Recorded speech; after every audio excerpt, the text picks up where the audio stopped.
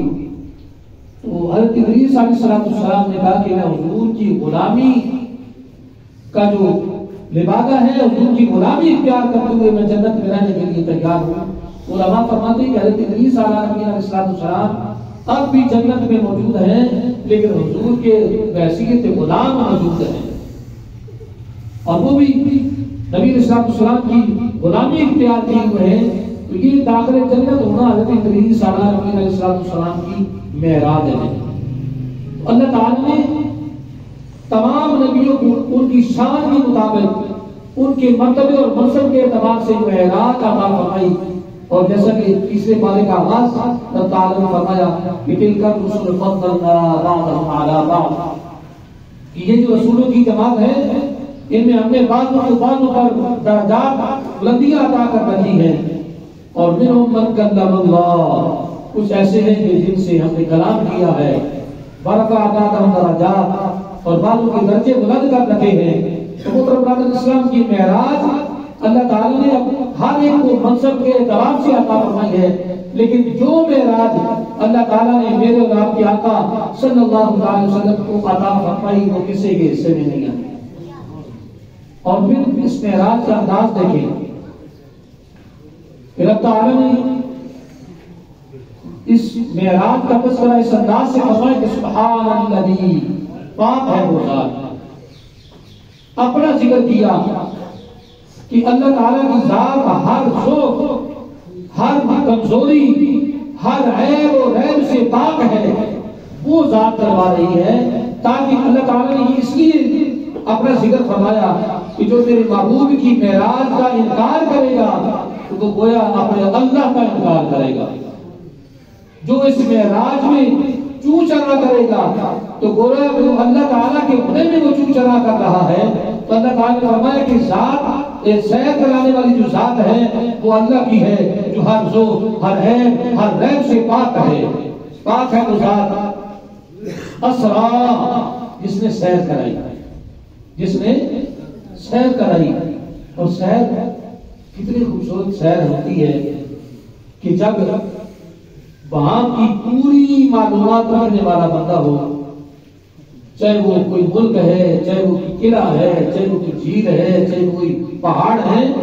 باقی مکمل معلومات رکھنے والا بندہ ساتھ ہو تو سیر کی چس آ جاتی ہے،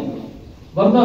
ویسے ہی ہم بلڈنگیں لے کے آ جاتے ہیں، شاہی قلعے میں جاؤ تو وہ کھنڈرات نہیں، ہمارے لیے تو کھنڈرات نہیں ہے اگر ہم ہسٹری نہیں جانتے تو۔ جب جو ہسٹری جاننے والا بندہ ہے وہ ہر چیز کو دیکھے گا کہ یار یہ عوام ہے،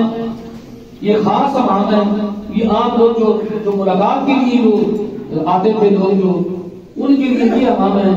یہ شیش محل ہے، اور یہ باقی جو بھی باغیچے وغیرہ بنے ہوئے ہیں، اور وہاں سے جو دریا کا نقشہ تھا راوی کے ساتھ سے گزرتا تھا اس کا ایک عجیب نظارہ ہوتا تھا۔ تو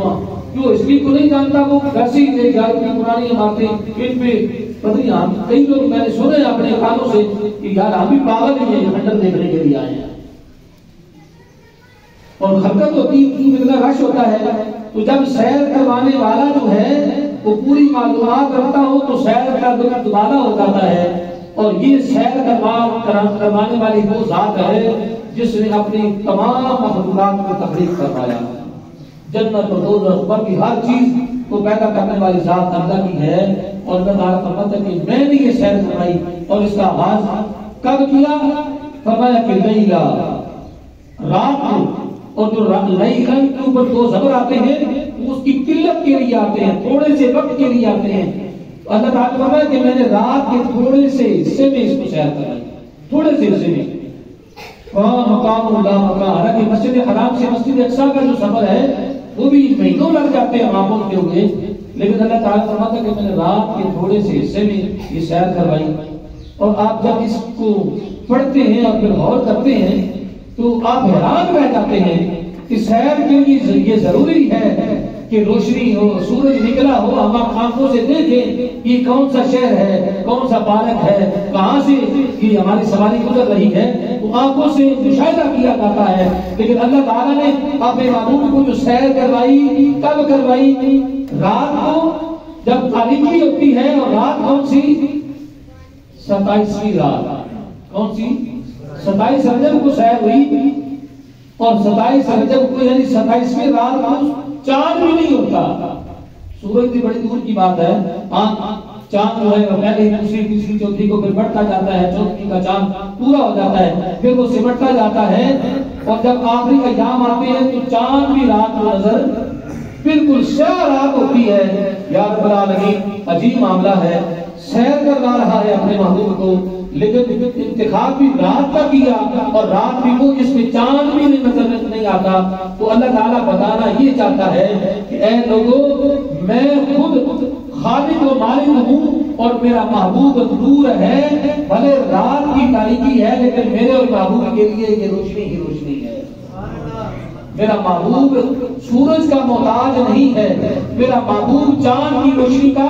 محتاج نہیں ہے. تو محترم برادر اسلام, رب تعالیٰ نے 27ویں شب کو یہ رات عطا فرمائی اور پھر مسجد حرام سے مسجد اقصی کی جانب جو ہے وہ سیر کروائی ہے. اور محترم برادر اسلام کی سیر بڑی عظیم و شان سیر ہے, اور اس کے راستے میں جو معاملات پیش آتے ہیں, اور پھر مسجد اقصی میں سارے نبی جو وہاں پہ حاضر ہوتے ہیں, اور جس طریقے سے حضور صلی اللہ علیہ وسلم کا استقبال کیا جاتا ہے آپ علماء سے سنتے بھی ہیں, اور انشاءاللہ میں بھی تب کرتا رہوں گا کہ یہ سیر جو ہے وہ کما حق و بیان ہو. اللہ تعالیٰ ہم سب کو سمجھنے کی توفیق عطا فرمائے. ایک بڑی ضروری ہے بات آپ سے کرنی ہے, وہ یہ ہے کہ مسجد کے انتظامات کے حوالے سے آپ کو پتہ ہے کہ ہر مسجد میں انتظامیہ ہوتی ہے, اور ویسے تو سارے محلے والے ہی انتظام چلاتے ہیں, لیکن آپ سارے پہلے محلہ جو ہے وہ